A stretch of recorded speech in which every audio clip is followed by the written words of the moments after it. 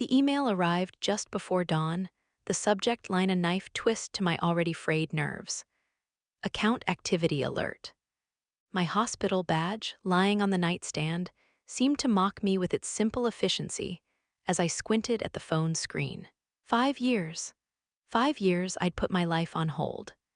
Deferred my dream of grad school in healthcare administration, worked soul-crushing extra shifts in the sterile quiet of the night, meticulously saved and managed every single spare dollar. All of it poured into that joint savings account for Mom and Dad, Arthur and Carol. The account meant for their future, for the assisted living facility they'd inevitably need, for round-the-clock in-home care as Dad's severe arthritis worsened, stealing his mobility step by painful step, and Mom's early Alzheimer's tightened its cruel grip on her sharp mind. That account, painstakingly built, held close to $150,000. The alert detailed a series of withdrawals, not small ones, not utility payments or grocery runs. Large, round numbers yanked out over the past few weeks, draining it down to a pathetic few $100s. My heart didn't just hammer. It felt like a trapped bird beating itself against my ribs. My name is Jessica. And the other name on that account, the only other name with withdrawal privileges, was my younger sister, Brittany. My sister, with her dazzling smile, her carefully curated online life, and her bottomless need for instant gratification. I didn't bother trying to call her. My fingers felt clumsy, numb, trembling so badly I doubted I could punch in the numbers.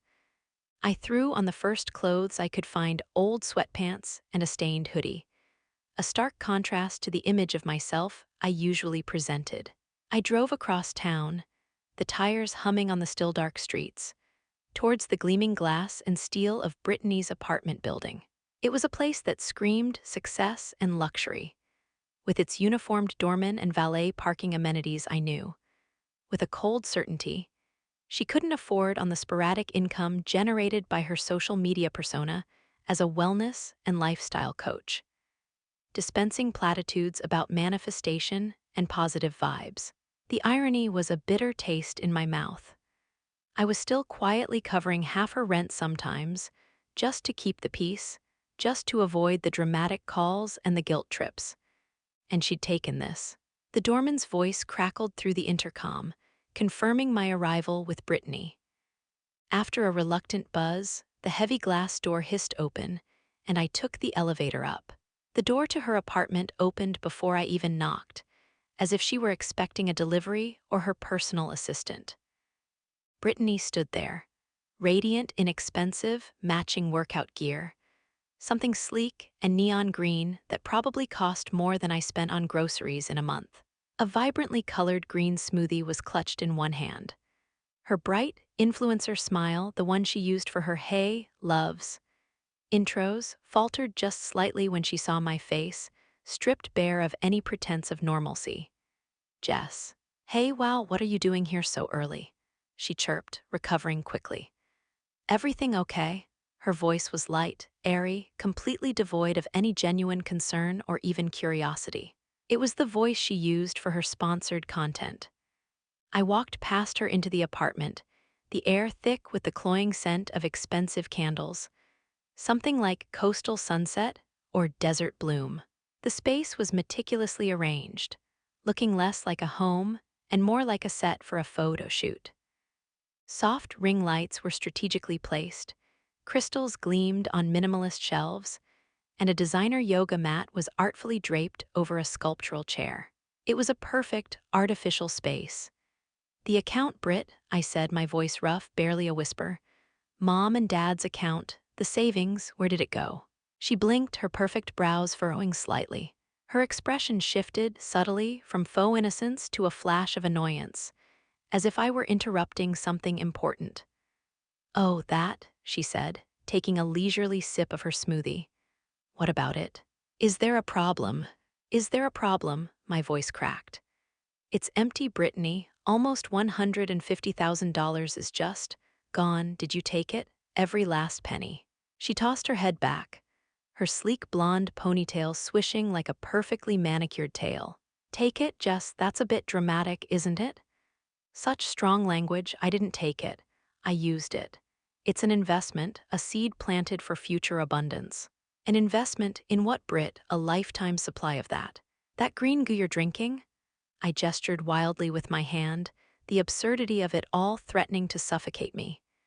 She rolled her eyes, a gesture of classic Brittany impatience I knew all too well. Don't be ridiculous, Jessica. It's funding. I finally got the capital together for my new online retreat platform. Inner wealth, outer glow. It's going to be massive. Think passive income, global reach, empowering women to live their best lives. I needed startup capital. Startup capital? You used mom and dad's care money for your startup capital. The money specifically set aside for their medical needs, for assisted living, for their future when they won't be able to live alone. The words tumbled out, laced with disbelief and rising panic. They don't need it right now, she said, her tones suddenly sharp, defensive. They're fine, and they were totally on board with this. I explained it all to them. It's a family investment. We'll all benefit when inner wealth, outer glow blows up and I'm a millionaire. They were happy to help me finally launch something big, to see me succeed. My stomach clenched, a cold knot of dread forming deep in my gut. You talked to mom and dad about this? You explained it? How, Brittany? Mom barely remembers what she had for breakfast most days, and dad gets completely confused by his medication schedule. They can't manage their own finances, let alone understand a business investment. Oh, please, Jess, don't patronize me. They have their moments of clarity, and I made sure they understood the basics. It's for my business, it'll make money, and we'll all be better off. They signed the papers. They were smiling. She pulled out her phone instantly, her thumb already navigating to Instagram. In fact, she beamed, showing me her screen. I just posted about it. So grateful for the unwavering support and belief of my amazing family, investing in my vision and my future. Feeling so blessed. Family goals # manifest your dreams entrepreneur life. The post displayed a perfectly filtered picture of Brittany, radiant and beaming, with mom and dad seated beside her on a sun-drenched park bench. They looked vaguely bewildered by the camera, their smiles faint and distant, but they were indeed smiling faintly. It was a curated tableau of a lie. You tricked them, I whispered, the realization a cold shock that numbed my limbs. You took advantage of their confusion, their trust. I didn't trick anyone. Her voice rose, losing its smooth influencer veneer. They want me to succeed. Finally, unlike you, who's always just waited for things to happen.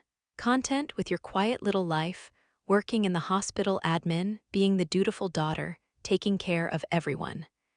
She gestured around the apartment with a flourish. This is my hustle, Jess. This is me finally building something real, something for myself. You've always been content with your quiet little life, working in the hospital admin, taking care of everyone. Well, some of us want more than just stability. Some of us want to thrive. More, I echoed, the word tasting like ash. Like stealing from our sick parents, from the money meant to keep them safe and cared for. It wasn't stealing, my name was on the account, it was joint. And honestly, I've earned this, she practically shouted, her composure cracking. I've dealt with years of being the screw-up, the disappointment, the one who never measured up. Why can't you be more like Jessica? She mimicked Mom's gentle, confused voice perfectly, a cruel, cutting twist that stung. Maybe if they'd invested in me, truly believed in me, and given me the resources earlier, I wouldn't have had to borrow this money to get started. Borrow, Brittany, you cleaned them out. That money was their lifeline.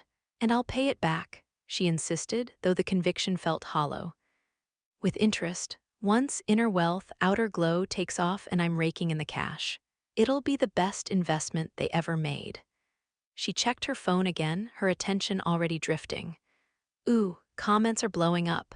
People are so inspired by the family support angle. See, it's already working. I couldn't stand to be in the same room with her for another second. The sheer audacity, the breathtaking lack of empathy, the casual dismissal of our parents' vulnerability, the public performance of a fabricated reality. It was all breathtakingly cruel and infuriating.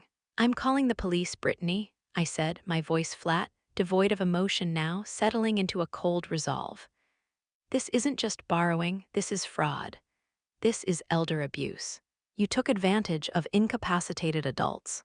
She laughed again, the sharp, unpleasant sound grating on my ears. "Go ahead, be my guest. Call the cops. I have signed papers. They'll say it was a gift. Mom and Dad will back me up. Who are they going to believe?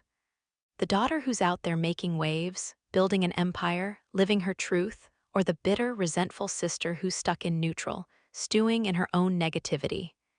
She smiled, a chillingly confident, empty expression. I walked out of her perfect, artificial space, leaving her surrounded by her crystals and ring lights. Driving home, the city waking up around me in a gray haze, my mind reeled. Signed papers. A gift. Could Mom and Dad, in their current state, have really signed something giving away their life savings? Could Brittany have manipulated them that completely, that easily? The thought made me feel sick to my stomach. The years of subtle favoritism, of excusing Brittany's mistakes and poor choices while expecting perfection and responsibility from me, had created this terrifying blind spot. They saw her through the distorted lens of their own hopes and their long-held desire for her to finally make something of herself. They were unable to perceive the deceit, the exploitation. I called my friend Sarah. Sarah Chen, a lawyer I'd known since college, who specialized in estate planning and, thankfully, elder law. Her calm voice, even through the phone line, was a lifeline in the rising tide of panic. "Jessica? Hey, what's going on? It's barely 6 a.m., you sound awful." I explained everything, the emptied account, the astronomical amount, Brittany's chilling confession about using it for her business, her claim about signed papers, her casual dismissal of Mom and Dad's cognitive state. "Okay, Jess, deep breaths," Sarah said, her voice professional now, focused. "First, if she obtained signatures from parents with diminished capacity, especially under false pretenses or through coercion, those documents might not be legally valid. But proving that, that's the challenge. We need evidence of their state of mind at the time the documents were signed, and we need to show her intent to deceive and exploit them." She said she's handling their medication now. I blurted out, remembering the chilling detail from her voicemail. "The nurse only comes twice a week." Sarah's tone hardened instantly. "That's not acceptable given their conditions, Jess. Not at all. Dad needs specific timing for his heart and arthritis medication, and Mom needs consistent reminders and supervision. Reducing the nurse's visits to twice a week is putting them at serious risk. That's potential neglect, and it's tied directly to her actions. We need to get adult protective services involved immediately. And the police for the financial fraud." The police? The word felt heavy, alien. This was my sister. "Yes, the police. What she did is a crime, Jessica. Several crimes, potentially. Financial exploitation of the elderly is a serious felony. And if their health declines due to her actions, that's elder abuse. We need to file reports with both the local police department's Financial Crimes Unit and APS. I can help you with that. We need to move fast to protect any remaining assets they might have, any small bank accounts, their home, and more importantly, ensure their care isn't compromised further." The next few days were a blur of frantic phone calls, endless paperwork, and the sickening feeling of exposing my own family to the authorities. I gathered every document I could find. Past bank statements showing the account balance before the withdrawals, Mom and Dad's medical records detailing their diagnoses and care needs, my meticulous log of their daily care routine and expenses over the years. Every doctor's appointment, every medication dose, every fall prevented, every meal prepared. I even started secretly recording my phone conversations with Brittany, acting calm, trying to get her to talk about the money, about Mom and Dad. She walked right into it, casually mentioning how easy it was to get Mom to sign things if you just put them in front of her with a pen, and told her it was important, And how Dad barely notices anything anymore. He just nods along, bless his heart. Each word was a fresh wound. Detective Eva Miller was assigned to the financial crimes aspect of the case. She was a no-nonsense woman with sharp eyes that seemed to see right through any pretense. She had tired lines around them, suggesting she'd seen too much of human greed and betrayal, but her focus was unwavering. Miss Evans, the social worker from APS, was equally direct and compassionate, her concern for Mom and Dad immediately evident. The bank records clearly show a pattern of large, suspicious withdrawals, all made by Brittany over a short period, Detective Miller stated, looking over the stacks of paper Sarah and I had provided. And the timing aligns with the launch of her online business platform. This looks very much like financial fraud, potentially criminal, but proving elder abuse and coercion. I started, feeling a familiar wave of doubt. Requires more than just drained accounts. Yes, Miller finished for me. We need to show intent, her knowing what she was doing was wrong and harmful, and a direct link between her actions or inactions and harm to your parents. Your medical records and care logs are crucial here, Miss Norris. She looked at Miss Evans. Miss Evans nodded grimly. Their current care plan requires daily assistance with medication management, mobility assistance, meal preparation, personal hygiene, and cognitive stimulation. Reducing the nurse's visits to twice a week is not just a concern, it's negligent. It puts them at significant risk of health decline, falls, improper medication dosage, everything. We need to conduct an immediate welfare check on your parents at their home. If Brittany has moved them, we'll find them. The waiting was agonizing. Meanwhile, Brittany's social media became a daily torment I couldn't entirely avoid. Her Inner Wealth, Outer Glow platform launched with a splash of carefully orchestrated online hype. She posted filtered photos of herself looking radiant and successful, enjoying what were clearly expensive meals, and showing off new designer clothes. Her captions were full of aspirational talk, manifesting abundance, living my truth, surrounding myself with positive energy.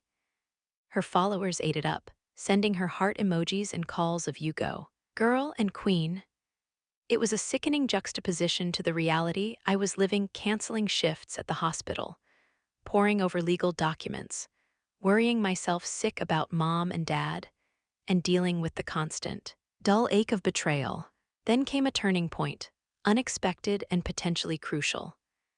Ethan Vance, the guy Brittany had mentioned was helping her with the technical side of the Inner Wealth, Outer Glow platform, sent me a private message on Instagram. His profile was low-key, no filters, just a few pictures of coding conventions and hiking trips. Hey Jessica, the message read. Look, I saw Brittany's posts about her family and the business funding, and honestly, it didn't sit right with me. I think you and I need to talk. I have some information that might be important. I stared at the message for a long time. Was it a trap? Was he involved in the fraud, trying to cover his tracks or lure me into something? But the message seemed hesitant, almost apologetic. It didn't have the performative aggression of Brittany's online persona. I consulted with Sarah, who advised caution but agreed it was worth exploring. We arranged to meet at a quiet coffee shop in a neighboring town, far from Brittany's usual haunts or mine. Ethan was younger than I expected, looking nervous and uncomfortable. He didn't try to make eye contact initially, just fidgeted with the sleeve of his worn jacket. He slid a thin, unmarked manila envelope across the small table between us. Look, he started, his voice low. I helped Brittany set up the online course platform, the payment processing, some of the marketing funnels. When she told me her family was investing in her, I didn't think much of it. Rich parents helping their kid happens all the time. She made it sound like they were proud to support her vision, like it was a mutual decision, a smart financial move for everyone. He finally met my eyes and his looked troubled. But then I started seeing things. The amount of money she was moving around, how fast she was spending it on. Well, not business expenses. mostly just her lifestyle. And then I heard her talking on the phone one day about your parents. Not kindly. He pulled out his phone, his hands slightly shaky, and showed me screenshots of text messages. Conversations between him and Brittany. Messages where she openly bragged about how easily she got her parents to sign papers, describing it as like taking candy from a baby. Seriously, they just sign whatever you put in front of them. How out of it they were on certain days. How she planned to use a big chunk of the money for personal expenses, and justified it by saying she deserved a little luxury after all the hard work of building her brand. There were even texts about cutting back the in-home nurse because it was wasting money, and how mom and dad didn't really notice the difference anyway if they missed a pill or two. My blood ran cold, turning to ice in my veins. The texts confirmed my worst fears, painting a picture of deliberate, calculated exploitation and neglect. This wasn't just about money anymore. This was about putting their lives and health at risk. She's not just stealing their money, I said, my voice trembling, barely a whisper. She's actively neglecting their health because it's inconvenient or expensive for her. There's more, Ethan said, his voice low and heavy with guilt. She was planning to move them into her apartment next week. Not permanently, just for a few weeks. She said it was for show, for her followers. To make her look like the devoted daughter online, caring for her elderly parents. But she was still planning to keep the nursing care minimal. And she was talking about selling the apartment in a few months, after the platform launch hype died down, and using the profits to relocate somewhere sunny and cheap, once she had enough from the course sales. He pushed the manila envelope closer to me. I got these when she was out getting her nails done, he confessed, his face etched with shame. She was getting sloppy, leaving things lying around. I found these printed out. Fake loan agreements, clearly inflated business expenses to justify the withdrawals. Even a hastily drafted power of attorney document that looked like she'd literally traced your dad's shaky signature from an old check. I photocopied them. He looked away. She double-crossed me too, by the way. Promised me a percentage of the investment profits, a real cut, but it was all going into her personal accounts. No intention of paying anyone back, least of all your parents. He paused, taking a deep, shaky breath. I couldn't be a part of this anymore. My own grandmother had health issues before she passed, and the thought of someone doing this, taking advantage of them like that, I had to do something. Armed with Ethan's evidence, the forged documents, the damning text messages, his willingness to testify, Sarah, and I immediately contacted Detective Miller and Miss Evans. The additional proof solidified the case, providing the clear intent and evidence of harm they needed for both financial fraud and elder abuse charges. "This changes everything, Miss Norris," Detective Miller said, her eyes sharp and decisive as she reviewed the documents and texts. "We have more than enough probable cause for a search warrant on Brittany's property and immediate intervention to assess your parents' living situation and well-being." The next day felt surreal. While I was at work, trying to maintain some semblance of normalcy, everything came to a head. Police cars and an APS vehicle descended on Brittany's gleaming apartment building. I couldn't be there, but Sarah kept me updated via text messages that popped up on my screen like jarring headlines. "They're there. Looks like Brittany is live streaming the whole thing, calling it a raid and unlawful harassment by her jealous sister." A few minutes later, they found the unopened medication, boxes and boxes of it hidden away. Then, your parents are on site, being evaluated by medical personnel now. They've also found some financial documents that align with Ethan's copies. Just as I was processing this, the calls started coming into my hospital, not from patients or colleagues, but from strangers. Brittany's online followers, mobilized by her dramatic live stream, they'd found where I worked. My professional email inbox flooded with hate mail, vicious accusations, and explicit threats. My work voicemail filled with angry, distorted messages. "You're a monster. Leave Brittany alone, you witch. Karma's coming for you, Jessica. Hope you lose your job. Justice for Brittany. HR called me down to a small, windowless office. My manager was there, looking uncomfortable. Jessica, we've received a significant number of concerning calls and emails regarding you, the HR representative said formally. Accusations of workplace misconduct, even elder abuse related to your family situation. Given the volume and the nature of these claims, and for your own safety, we need to place you on administrative leave pending an internal investigation. My career, the stable, respected job I dedicated myself to, the job I'd relied on to help my parents. Suddenly, it was all on the line, threatened by the digital mob incited by Brittany's manufactured drama. The local news channels picked up the story, drawn by the spectacle of a social media influencer's apartment being raided. There was Brittany, standing outside her building, mascara smudged just enough to look vulnerable, but still managing to pose effectively for the cameras. She was surrounded by a small group of sympathetic-looking young women, likely followers she'd summoned via a frantic group message. "My sister, Jessica, is trying to destroy me," she cried, her voice catching dramatically.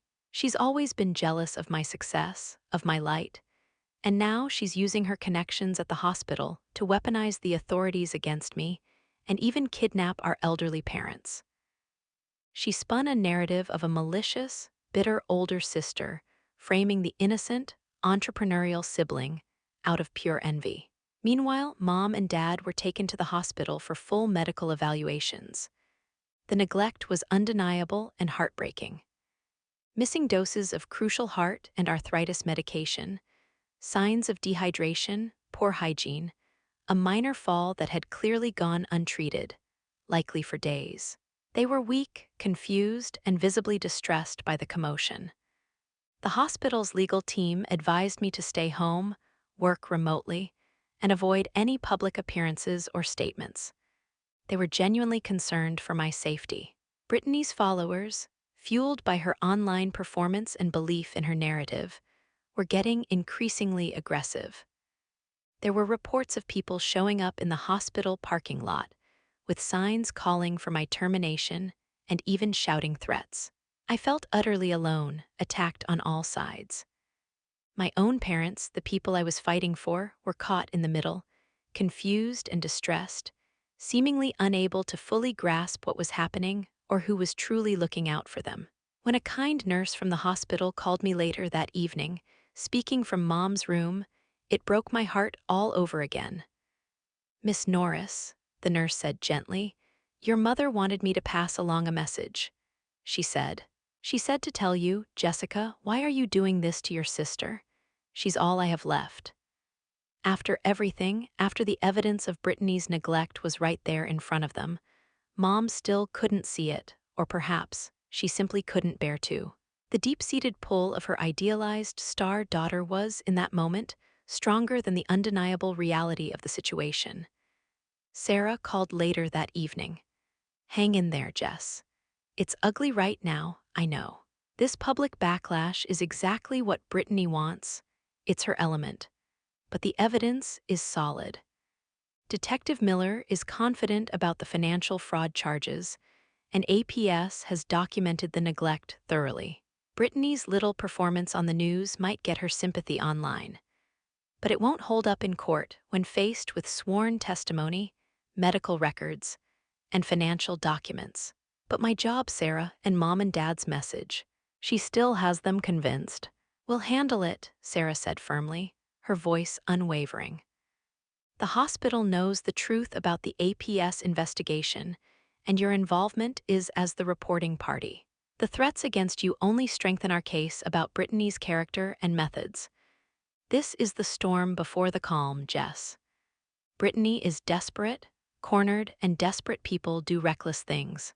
Just stay safe, let the process work, and trust that the truth will come out. The legal battle was a grueling, emotionally draining ordeal that dragged on for months.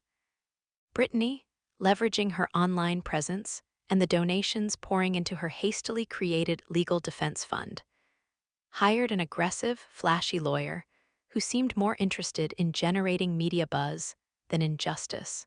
He tried every trick in the book, filing motions to dismiss, attacking my credibility, claiming I was a controlling, bitter sister who was pathologically jealous of Brittany's success, and fabricating everything to gain control of the family money and our parents' lives.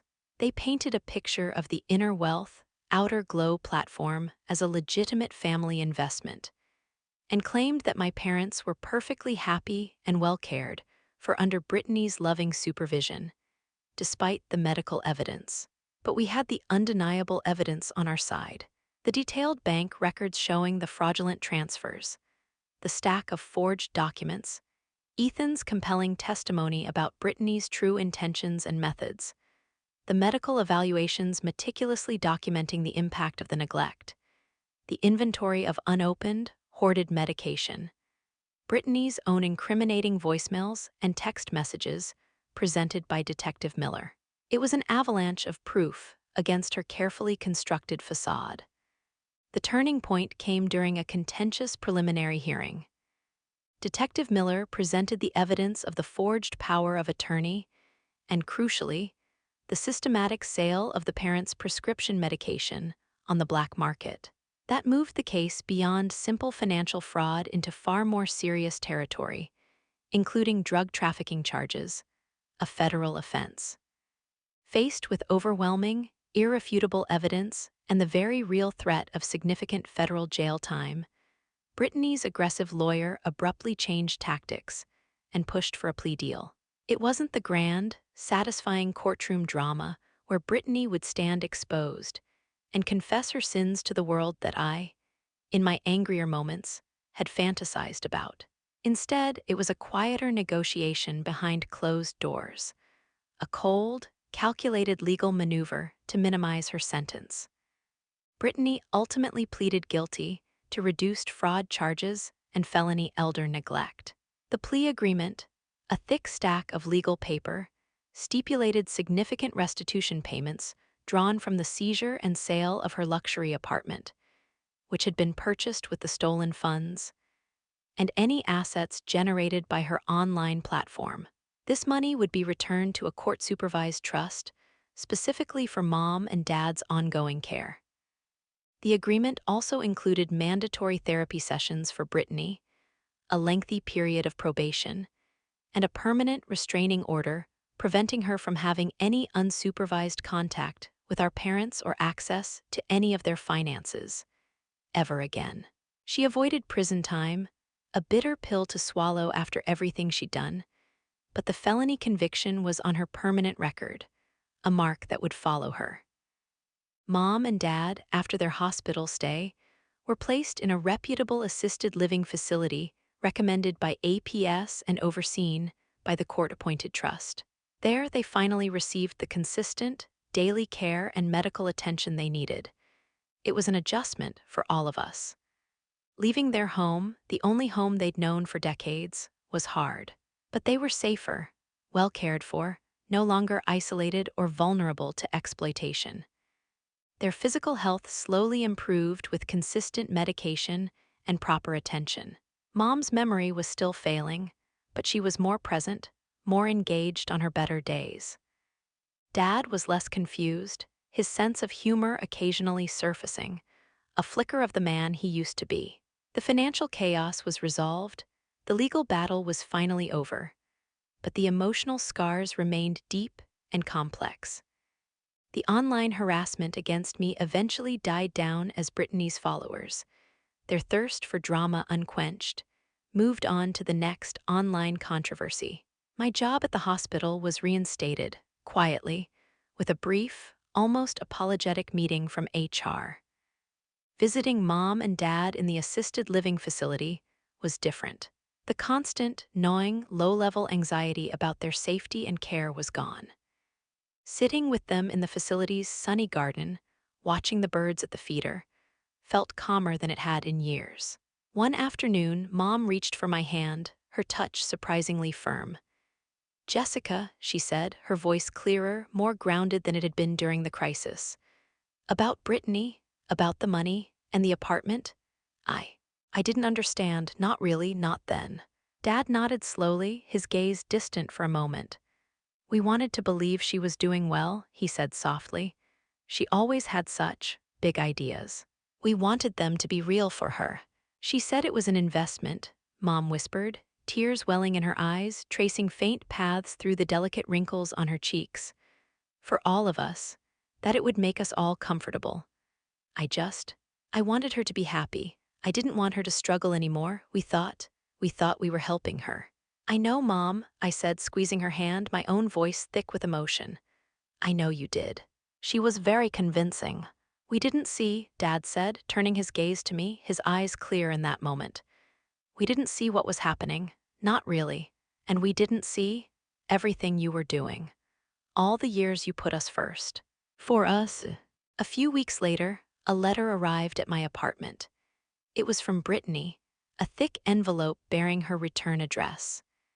It was a requirement of her therapy and probation as part of the plea deal, a mandated letter of apology to her victims.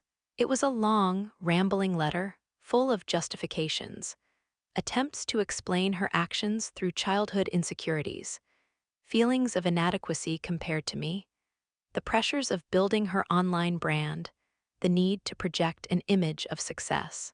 But buried deep within the 5 pages, almost hidden in the stream of self-pity and rationalization, was a single sentence that felt like a tiny crack in her carefully constructed facade. I'm sorry I hurt Mom and Dad. I didn't mean for them to be harmed. I didn't know if I could ever fully forgive her. The damage was done, the trust shattered, the years of manipulation and neglect unforgivable in so many ways. But reading that one line, that single acknowledgement of hurting them, I felt a tiny shift inside me. Something less like pure, burning anger and more like profound sorrow. Sorrow for the lost years, for the broken trust, for the family we were supposed to be, and for the broken pieces that were left behind. Mom and Dad would likely never fully grasp the depth of Brittany's betrayal or the extent of the danger they were truly in. But they were safe now. And they finally saw me not just as the responsible one, the dutiful daughter who handled the practical things, but as the one who had fought for them, who had protected them fiercely when they couldn't protect themselves. That, more than any legal victory, felt like a form of justice. I posted on social media for the first time in months. Not about the case, not about Brittany, not about the trauma, but about family in its messy, complicated, painful reality. I typed out a simple message that felt true. Family is complicated, I wrote. Sometimes the hardest battles are fought closest to home. The truth, even when it hurts, is the first step towards healing. Forgiving, that's a longer journey. The comments were a mix. Some supportive, some still critical, some asking vaguely what had happened. But it didn't matter as much anymore. The public performance was over.